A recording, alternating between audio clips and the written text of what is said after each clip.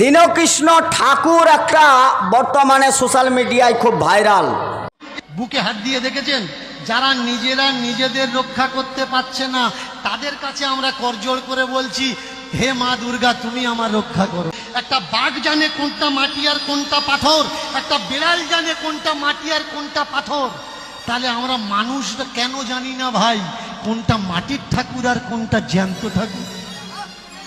আমরা আসল ফেলে দিলাম গো, দিয়ে নকল ধরে টানাটানি করছি। সে বক্তব্য রাখছে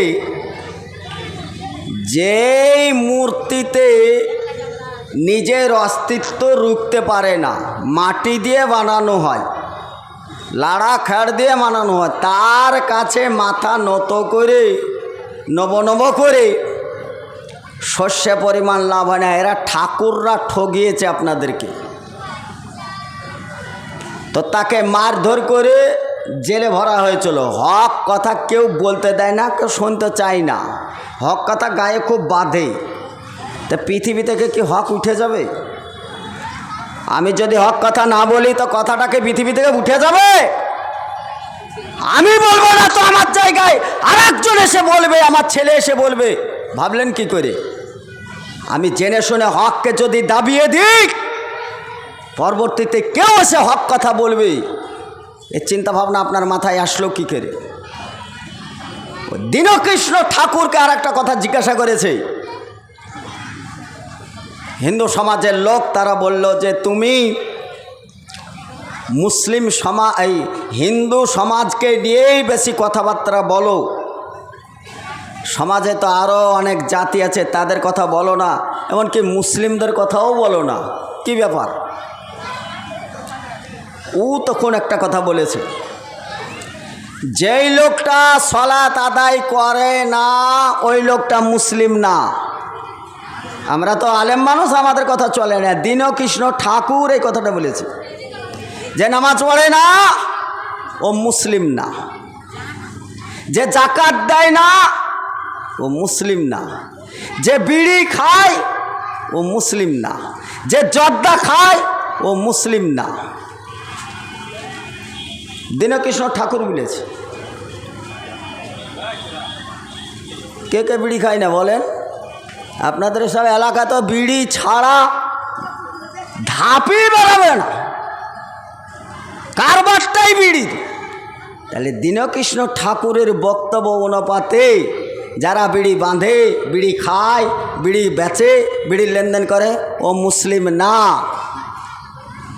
একজন ঠাকুর বুঝতে পারল এই কথাটা, আর হাজার দিন জালসা করে বক্তব্য দিয়ে আপনাকে বুঝাতে পারলাম না। কেন বুঝতে চান না? যদি কেউ বিড়ি খেয়ে মারা যায় তাহলে ও আল্লাহর সঙ্গে, আল্লাহর দিনের সঙ্গে ও গাদ্দারি করেছে। আর যে সালাত ত্যাগ করেছে ওর নিজের জিন্দেগির সঙ্গে শিরক করেছে। মরার সময় যখন খবরটা শুনছে তখন বলছে ইন্না লিল্লাহি ওয়া ইন্না ইলাইহি রাজিউন। আর উপায় নাই। আর দোয়া জানেন না আপনি? অন্য দোয়া বলবেন? এ দোয়ার মানে জানেন আপনি? ইন্না লিল্লাহি মানে নিশ্চয়ই সেই আল্লাহ। যে জমিনে বাস করছেন ওটাও আল্লাহর, যে নিঃশ্বাসটা জমিন থেকে ফেলছেন ওটাও আল্লাহর, যে রাত্রে ঘুমাচ্ছেন ওটাও আল্লাহর, যে দিনে বাজার করে বেড়াচ্ছেন ওটাও আল্লাহর। সার্বিকটাই কুল্লাশাইন আহসাইন, গোটা পৃথিবীতে যা কিছু চলে সব কিছুই আল্লাহর নখদর্পণে। সবার উপরে কি রাখে? ইন্নাল্লাহ আলা কুল্লি শাইইন কাদির। সবের উপরে ক্ষমতা রাখে কি? আল্লাহ। আপনি মরে আছেন তখন বলছেন ইন্না লিল্লাহি ওয়া ইন্না ইলাইহি রাজিউন। নিশ্চয়ই এই মাল তোমারই ছিল এবং তোমারই গোডাউনে জমা হলো। ঘুরে ওইখানেই গেল। যেখানে আপনি গোডাউনে জমা হচ্ছেন তা আপনি এমনি এমনি বেঁচে যাবো ওইটা ভাবলেন কি করে? তাহলে একজন অমুসলিম হওয়ার পরে যতটুকু বুঝেছি, আমরা মুসলিম হয়ে অতটুকু বুঝতে পারেনি। এটা হয় আমাদের বোঝানোর দুর্বলতা, আমরা বোঝাতে পারেনি, আর নতবা আপনাদের দুর্বলতা, বুঝেও বুঝতে চান না। তাহলে মুসলিম হওয়ার শর্ত হচ্ছে প্রথম সত্যবাদী হওয়া, সত্য কথা বলা, সৎভাবে চলা।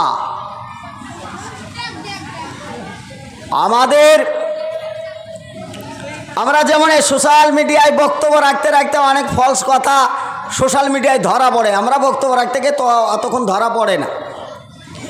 শেষে যখন এটা যাচাই বাছাই করে কথাটা ফলস মনে হয় বা সরকার বিরোধী মনে হয়, তখন সরকার বাবু ছাড়ে না। ফলস কথা কি জানেন? শুভেন্দু অধিকারী যখন তৃণমূলে ছিল তখন সে 2.5 কিলো করে গরুর গোশ খেত। তৃণমূল থেকে কেটে যখন এখন বিজেপিতে চলে গেছে, আর বিজেপিতে যাওয়ার পরে এখন গরুর গোশ খাওয়া বাদ দিয়ে গরুর মুত খাওয়া শিখেছে। গরুর মুত খেলে করোনা হয় না, এটা নতুন একটা নব উঠেছে। এখন গোরক্ষা কমিটির তিনি সুরক্ষা দেওয়ার জন্যে সোশ্যাল মিডিয়ায় এসে বক্তব্য রেখে গরু বন্ধ করো, গরু জবাই বন্ধ করো, এবং মুসলিমরা তোমরা জায়গা ঠিক করো, ভারতে থাকবে না, পাকিস্তানে যাবে না, বাংলাদেশে যাবে না। কালকে গরুর গোশ খেলো, খিলান করলে দাঁতের ফাঁকে গরুর গোশ এখনও পাওয়া যাবে। আর আজ যাহা রাজনীতি চেঞ্জ হলো অমনি রং বদল হয়েছে, গরুর গোশ খাওয়া বাদ দিয়ে মুত খাওয়া ধরলো। এটা সোশ্যাল মিডিয়ায় যাবে, যে যারা আছে তারা তো ছেড়ে দিবে, এটা ক্ষমতায় তারাই আছে, বক্তব্যটা তাদের বিরুদ্ধে গেল। যতই প্রমাণ করেন এই মিডিয়া থেকে সোশ্যাল মিডিয়া থেকে, পেপার থেকে, পত্রিকা থেকে, আপনার এ প্রমাণ করতে করতে আপনার জিন্দেগি বরবাদ করে দিবে। গত বছর একটা বক্তব্য রেখেছিলাম, ওই বক্তব্য রাখতে গিয়ে দীনকৃষ্ণ ঠাকুর যখন হক কথা বলে তখন কাউকে তো হক কথা বলতেই হবে না? কথা বলেন, হক কথা তো কাউকে বলতে হবে। আমি একটা বক্তব্যতে আমি প্রায় দেখি ওয়াসেলে যখন বেশি লেগে যায় তখন আমি মুখ খুলি, আর মুখ খুললেই বাস আর কোথায় যাবে তোলপাড় চলে। তখন ধর 14 শিখের ভাত খাওয়া কোথায় আছে, কোথা থেকে বক্তব্য রেখেছেন, হাজার কৈফিয়ত দিতে হয় আমাদেরকে। একবার ধরা পড়লাম সরকারের তত্ত্বাবধানে, আমরা সবাই আছি, Aadhaar card, ration card, voter card সবই তো আছে। আপনি তো রেশন মাল খান, আপনি সব কিছু যখন সরকারের ভোগ করবেন, সরকারকে ট্যাক্স দেবেন, তা আমি তো এখানকার লোক, সব কিছু নথিপত্র থাকায় আমাকে ধরতে তার কোনো অসুবিধা নাই। আর এতে আপনার ট্যাগ করলে এখন কোথায় বক্তব্য রাখছে, কীভাবে রাখছে, এরপরে যখন আপনি ট্যাগ করবেন তখন কোথায় যাচ্ছি না যাচ্ছি সব ধরা পড়ে যাবে। জেনে শুনে একজন বলছে আপনি যেখানেই থাকেন আপনাকে ধরে আনতে 2 মিনিট সময় লাগবে না, 14 শিখের ভাত খাওয়ার মন হয়েছে, এক ইন্সপেক্টর বলল। শুনলাম, শোনার পরে আমি তেনাকে কিছু বললাম না, কারণ তেনাদের দায়িত্ব তেনারা পালন করছেন। আমি দেখলাম আদিনা মসজিদ বলে এই মসজিদে শিবের লিঙ্গ এই বলে তোলপাড় চলল। এমন একটা শিবের লিঙ্গ পাওয়া গেছে বলে, তার পুজো অর্চনা করতে আরম্ভ করলো। এমনকি ওই এই মসজিদটাকে, আদিনা মসজিদটাকে সরকারের তত্ত্বাবধানে আছে, তারা চাইলে ওটা ভেঙে মন্দির করা। তাজমহল আপনার ভেঙে মন্দির করার একটা লাইন হয়েই আছে, করতে হবে না। বাবরি মসজিদ তো মাশাআল্লাহ আপনার চলেই গেছে। এর আগে জ্ঞানপাপী মসজিদে শিবের লিঙ্গ পাওয়া গেল, তারপরে আদিনা মসজিদে পাওয়া গেল। আমার কথা সেই দিন একটা কথা, জেনেই হোক আর অজেনেই হোক, আমি শুধু এতটুকুই বলেছিলাম যে দেখেন, আপনার শিব যদি একাই হয়, সে দেবতা, তার সম্মান আছে, তাকে সম্মান করেন, তার দেবতা, তার পূজা অর্চনা করেন, আপত্তি কিছু নেই। কিন্তু আপনাদেরকে নির্ধারিত করতে হবে শিবের লিঙ্গ কয়টা? আপনাকে এটা নির্ধারিত করতে হবে। যদি সব জায়গায় লিঙ্গই উঠে পড়ে গজগজ করে, তাহলে ওই লিঙ্গ ছেটে বাদ দিতে হবে। বাস, আর যাবেন কোথায়? তোলপাড় চলল। আমারও অবস্থা খারাপ হয়ে গেল। যে জাতির জন্য এত বক্তব্য রেখেছিলাম, এই জাতিরা উঁচু লেভেলে যারা আছে, মহামান্য যারা, তাদের কাছে সবারই কাছে গিয়েছিলাম, বিষয়টা নিয়ে একটু দেখেন। কোনো কাজে আসেনি, কোনো কাজে আসেনি। তারা নিজের ঘায়ের মহলম নিজেকেই দিতে হয়েছে। অতএব থানায় যখন ধরে নিয়ে যাওয়া হয়, তখন জেরা করতে করতে একটা কথা বেরিয়ে আসলো। ওই কথার মধ্যে একটা কথা বললো, মৌলভী সাহেব, আপনাদের যে হজরত মুহাম্মদ সাল্লাল্লাহু আলাইহি সাল্লাম, তিনি কোরআন দিয়ে মানুষকে আহ্বান করে সমাজ গঠন করেছিলেন, সমাজ তৈরি করেছিলেন। আপনাদের কাছে কি সেই কোরআনটা আছে যেটা হজরত মুহাম্মদ সাল্লাল্লাহু আলাইহি সাল্লামের কাছে ছিল? যদি ওই কোরআন থাকে, তাহলে ওই কোরআন আমাদেরকে একটা দেন। জবাব আছে আপনাদের? কোনো জবাব আছে? বললাম না, কোরআনের তো জের জাবার নকশা পেশ নুক্তা কিছুই পরিবর্তন হয় না। আমাদের তো জানাই আছে, জালিকাল কিতাব লা রাইবা ফি হুদাল লিল মুত্তাকিন, আমরা তো বলি। বললাম যে কোরআনে কোনো তো সন্দেহই নেই, কোরআন তো একটাই কোরআন, সেই কোরআনই তো কোরআন, আর তো কোরআন নেই, এইটাই কোরআন। বলে, মৌলভী সাহেব, যদি তাই হয়, সেই কোরআন যদি হয়, তা আমার সঙ্গে একটু জেলখানায় চলেন, জেলখানায় চলেন। আর জেলখানায় যাওয়ার পর, জেলখানায় যাবেন, যাওয়ার পরে দেখবেন সেই কোরআন যদি আপনাদের কাছে থাকে, তাহলে আপনাদের জাত কতগুলোই ভরা আছে জেলখানায়, আর অন্য জাত কত ভরা আছে দেখবেন। চলেন, ওই কোরআন হজরত মুহাম্মদ সংগঠন তৈরি করে, নীতিমালা তৈরি করে, আদর্শ সমাজ তৈরি করেছে, আর সেই কোরআন আমাদের মধ্যে আছে বলছেন। চলেন জেলখানার ভিতর, চলেন জেলখানাতে। আপনারা কত আর অন্য অন্য জাতি কত?